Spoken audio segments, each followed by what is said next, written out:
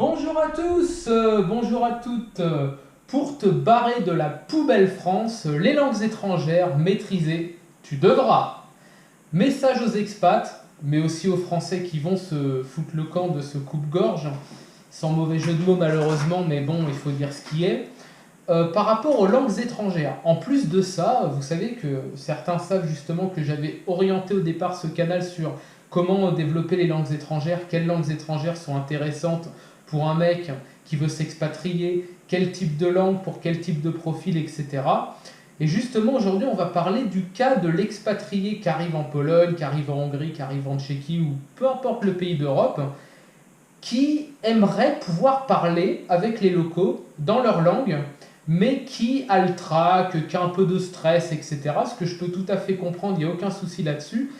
Mais il faut quand même comprendre il faut à un moment donné quand même sortir du rôle de touriste éternel, limité à l'anglais, voilà, because Polish is too difficult. Non, en plus c'est pas difficult du tout, hein. Le hongrois oui par exemple, mais le polonais ça va. Et justement se choper des tips. Donc là vous êtes à la bonne adresse les gars. On va vous donner, oui je suis plusieurs, hein, bref c'est pas, peu importe. Dans ma tête on est au moins une dizaine, c'est pas grave. Je vais vous donner 3 tips à appliquer dès maintenant, comme d'habitude, du prêt à l'usage, pour progresser dans la langue du pays ciblé, si vous y êtes déjà, ou alors si vous allez bientôt y aller. Alors déjà, on va faire quelques petites généralités sur ce qu'on appelle la prosodie et l'élocution. La prosodie et l'élocution, c'est la manière dont vous allez formuler les concepts qui vous traversent la matière grise pour que ça soit intelligible pour votre interlocuteur. Jusque-là, je pense que je ne déflore rien. Mais, vous êtes de langue maternelle française, si vous me regardez. Vous êtes des vrais Français. Vous m'avez compris. Vous entendez le français depuis que vous êtes gamin, vous parlez français avec vos potes, avec votre famille, etc. Mais il y a un mais. C'est que votre prosodie et votre élocution, votre diction peuvent être quand même troublées par certains moments et dans certaines situations. Vous avez remarqué par exemple que vous avez beau être français, quand vous arrivez en fin de journée, que vous êtes crevé après votre journée de boulot, ou pour ceux qui sont étudiants après votre journée de fac, moi je sais que il y a 6 ans de ça, 5-6 ans de ça, quand j'étais encore à la fac, bah voilà, des fois c'était quand même scié quoi, bah tu trouves moins tes mots, tu mets plus de temps à formuler tes phrases, tu fais des phrases plus courtes parce que ton cerveau a beaucoup plus de mal à formuler une phrase un peu plus élaborée. Et en fait, c'est normal, c'est un stress. La fatigue, c'est une forme de, c'est de la fatigue nerveuse et ça, effectivement, c'est un stress. Et vous avez également, par exemple, un stress violent qui va, par exemple, intervenir dans une situation donnée. On va donner, par exemple, une mise en situation. Vous êtes en colère. Par exemple, vous engueulez, hein, pour parler franchement avec quelqu'un. Et en général, quand vous êtes en colère, les mots sont beaucoup plus difficiles à formuler. Vous cherchez, vous utilisez un mot pour un autre, vous reprenez votre phrase, la personne d'en face elle commence à vous tourner en ridicule, donc là ça vous énerve encore plus, et plus vous énervez, moins vous trouvez vos mots. C'est normal, la colère est un stress, et le stress c'est un facteur aggravant justement pour produire une diction correcte. L'anxiété. Si vous êtes par exemple en situation où vous avez une nana qui vous tape dans l'œil et vous dites oh, allez, on va y aller, tranquillou, quoi, voilà. Et ben c'est pareil, même en français, on est quand même d'accord que aborder l'inconnu, c'est pas évident. Voilà, à n'importe quel âge en réalité, c'est pas évident. Et là, du coup, vous cherchez vos mots et c'est vraiment quelque chose d'assez, c'est un micro trauma pour le cerveau, quoi. Et la peur du ridicule. Bon là par exemple, je sais pas s'il y en a qui sont encore étudiants, ils vont faire des soutenances de thèse. Tu dois parler devant un jury de 4 personnes, dans une langue étrangère ou dans ta langue. Et là c'est compliqué. Donc ça, tout ça, c'est des facteurs de stress qui influent sur la diction, la prosodie, l'élocution, dans votre langue maternelle. Donc ça, il faut aussi l'accepter quand vous allez parler une autre langue. Vous voyez, il ne faut pas que vous trouviez que vous n'êtes pas normal dans ce cas-là. C'est normal d'avoir un peu de stress, hein, d'avoir un peu d'anxiété par rapport à ça. Ça, c'est la première chose. Et il faut le dépasser. Exemple, on va parler maintenant du cas justement où vous allez commencer à vraiment apprendre. Et là, je vous donne 3 conseils. C'est parti. Premier conseil pratique. Je vous conseille même chaudement de vous procurer ceci. Ça s'appelle un rozmównik. Déjà, erreur. Polsko-niemiecki. Kurwa. Co to tu ma być? Kurwa. Qu'est-ce que ça vient foutre là? Polonais-allemand. Bon bref, qu'est-ce qu'ils nous ont fait? C'est pas grave. Donc là en fait, qu'est-ce que c'est qu'un guide de c'est un rozmównik, c'est un guide de conversation en bilingue. Ça se présente comme ça. Vous allez avoir par exemple un terme, je prends au hasard prawo, et du coup en dessous vous allez avoir donc justement toutes les acceptions du terme, et ça va justement vous permettre de disposer d'une quantité de vocabulaire du quotidien assez costaud, assez balèze, assez élaboré, parce que là on est quand même sur du on est quand même sur du 230 pages, hein, tranquillement, donc effectivement on a quand même de la matière pour pouvoir justement commencer à converser avec les locaux, mais surtout à comprendre la syntaxe et la logique de la langue. Si on parle de langue slave, il y a certaines logiques qu'on ne va pas avoir en français, même si ce sont des langues européennes, attention. Et ensuite, ça va vous donner accès à des expressions figurées actuelles, utilisées par les locaux, donc en fait, à vraiment vous faire rentrer entre guillemets dans le folklore linguistique du pays ciblé. Et ça va vous éviter ce piège que font beaucoup de Français, c'est vraiment propre à la France par rapport à leur rapport par rapport aux langues étrangères, aux Français, à faire des traductions mot à mot. Vous savez quand faut jamais faire ça. Je vais vous donner un exemple de ce que c'est que le mot à mot. J'en ai plein le dos, ou j'en ai plein le cul. Bon, j'en ai pas vraiment plein le dos, ni plein le cul, ni voilà. Ça veut dire que j'en ai assez, j'en ai marre. Mais si vous traduisez j'en ai plein le dos, les mots plein le dos en polonais ou en allemand ou en anglais, ça ne veut rien dire. Il faut trouver l'équivalent de l'expression figurée qui va correspondre à ça. C'est pour ça qu'il y a beaucoup de gens aussi qui se formalisent un peu là-dessus. Il ne faut jamais faire de mot à mot. Et ces expressions traduites mot à mot sont fausses dans 90% des cas. Mais grâce à ça, vous ne ferez pas cette erreur, parce que les expressions figurées seront déjà accessibles. Donc ça, c'est le premier conseil. Trouvez un rozmównik. Je ne sais pas comment on dit dans les autres langues. C'est un guide de conversation. Ça m'a coûté 30 zloty, c'est-à-dire rien du tout. Et ça aide énormément. J'ai pris polonais-allemand, langue de base allemand, parce qu'il se trouve que les langues germaniques, sur certaines logiques, sont plus proches des langues slaves, notamment par rapport au système de déclinaison. Vous voyez, c'est plus simple, en fait, pour moi, que par rapport au français. Alors ensuite, il me faut, deuxième conseil, ne jamais vous limiter à l'écrit. Petit malin, c'est votre zone de confort, vous ne voulez pas en sortir. Ah, vous écrivez là aux gonzesses sur les applications, etc. Là et tout. Là. Ah, ouais. Par contre, vous ne parlez pas, vous n'envoyez jamais de messages vocaux, etc. Bah oui, mais ça, c'est pas bon. Déjà, la gonzesse, vous allez la faire marrer si vous envoyez un message en polonais ou en hongrois ou en tchèque. Elle va se dire, ah, il est original celui-là. Et en plus de ça, il ne m'envoie pas un message en anglais ou je sais pas comment, et il sort un peu du lot, quoi.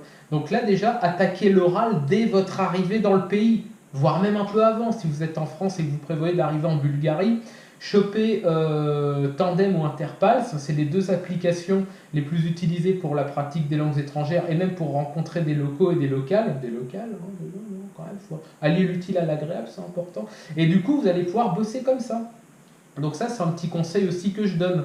Ça permet quoi? Ça permet des choses très concrètes. Premièrement, prononcer les mots expressions que vous allez rencontrer, ça va vous aider à corriger votre accent et votre accentuation. Et ça, justement, avec l'aide des locaux, il faudra toujours leur demander un peu de vous reprendre quand vous parlerez. Et ça, c'est la garantie, ça qu'il faut rembourser, c'est la garantie d'une progression plus rapide et d'une meilleure mémorisation de ces termes-là. Vous voyez, en langue, on dit souvent qu'il faut réutiliser 5 fois un mot dans 5 contextes différents pour vraiment le retenir. C'est extrêmement vrai. Moi, je sais que, par exemple, en allemand, j'avais beaucoup de problèmes avec le terme plötzlich, que je rencontrais souvent en littérature, et à chaque fois, je ne me rappelais pas de ce qu'il voulait dire. Ça veut dire soudain. Et en le rencontrant plusieurs fois dans un chapitre, je l'ai retenu, plötzlich. Puis du coup, je m'en sers aussi. C'est des termes voilà, du coup, que j'utilise après régulièrement. Ensuite, ça va vous faire rentrer tout de suite dans le bain, les gars, de parler tout de suite, voilà, en mode borderline, what the fuck, tu vois, quoi. Voilà, faut vraiment se sortir et ça va vous éliminer la peur d'avoir l'air con. Parce qu'en fait, plus vous attendez de parler la langue, plus le stress de prendre la parole dans cette langue va augmenter. Donc il faut commencer dès que vous arrivez.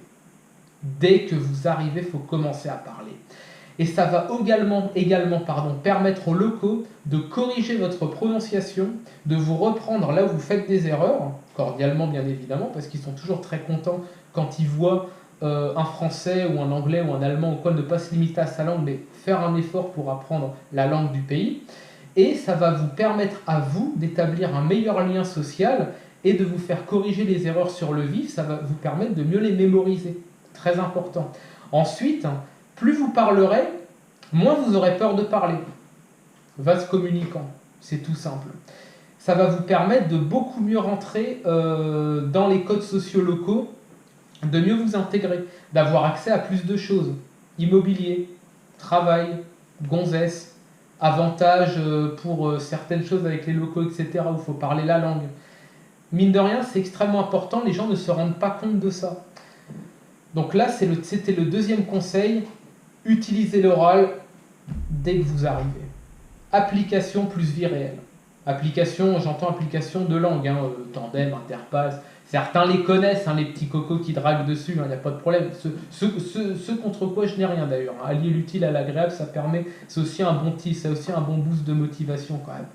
Troisième conseil, vous êtes sur YouTube, sur Dailymotion, sur Odyssée, sur toutes les plateformes, vous écoutez des fois des podcasts.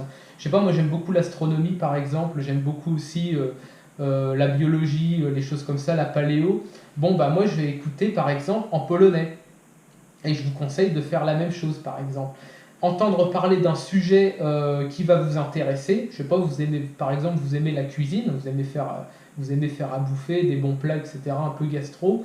Ou alors vous aimez, j'en sais rien moi, des trucs un peu, par exemple des sujets assez précis, ça peut être par exemple l'informatique, ça peut être certaines sciences, etc., la linguistique, n'importe quoi. Intéressez-vous au format de ce qu'en font les locaux sur YouTube par exemple.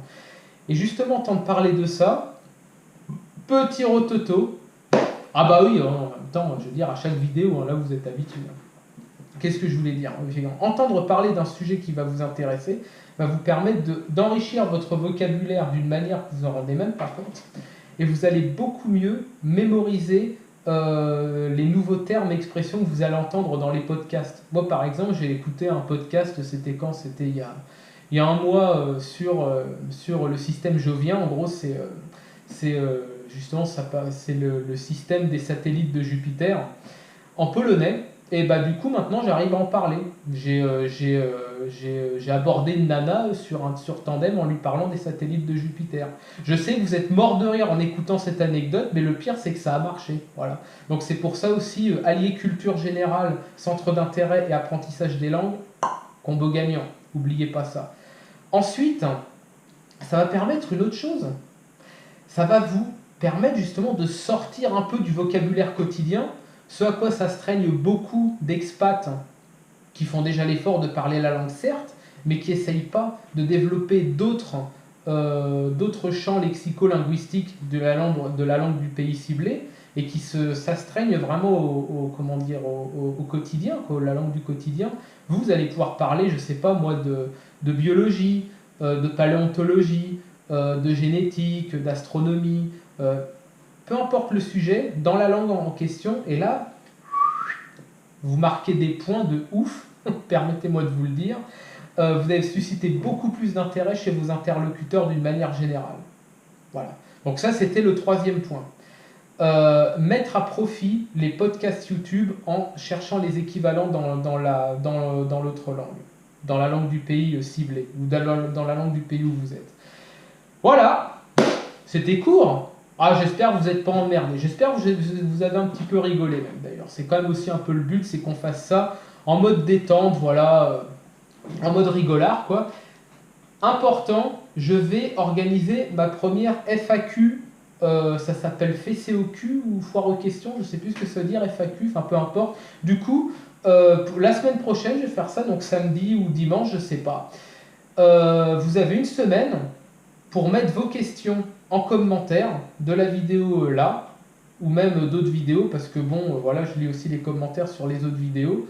Si les questions sont vraiment pertinentes, sont vraiment, c'est pas juste des questions rhétoriques pour vous rendre intéressant, mais c'est vraiment des questions qui vont vous apporter des éléments de réponse sur la Pologne, sur des éléments particuliers sur l'expatriation, etc. Commentaires, les gars. Commentaires. Vous savez que je réagis bien en commentaire. Je réagis en général, je n'ai pas le ban si facile que ça. Il y a des commentaires parfois qui disparaissent. Je vous jure, c'est pas moi qui les vire, c'est YouTube. Ils ont des algorithmes, par exemple, pour les formules, les formulations de phrases un peu agressives et tout ça. Des fois, YouTube, bon, bah, il purge un peu de manière préventive. Je sais que c'est pas très démocratique tout ça, mais bon, voilà, faites attention aussi quand vous écrivez les commentaires. Réabonnez-vous éventuellement, parce que j'étais shadowban. Donc je voulais signaler aussi ça. Et transmettez cette vidéo sur tous les canaux d'expatriation bien chez nous. Voilà. Ça peut être les braves, ça peut être... peu importe, hein, voilà, je veux dire, vous savez, vous connaissez des mecs qui veulent s'expat et qui sont un peu bloqués en langue, etc. et tout. Ça, c'est pour eux, ça. Bonne semaine prochaine à vous, on est dimanche. Je voulais sortir la vidéo hier, mais bon, j'étais d'astreinte avec le boulot, j'ai fait 3-4 heures de boulot, donc bah, j'ai pas pu, puis après, voilà. Donc, bah, les gars, prenez soin de vous. Commentaires, n'hésitez pas à poser des questions, à me contacter sur Telegram ou peu importe. Je réponds. Allez, à la prochaine.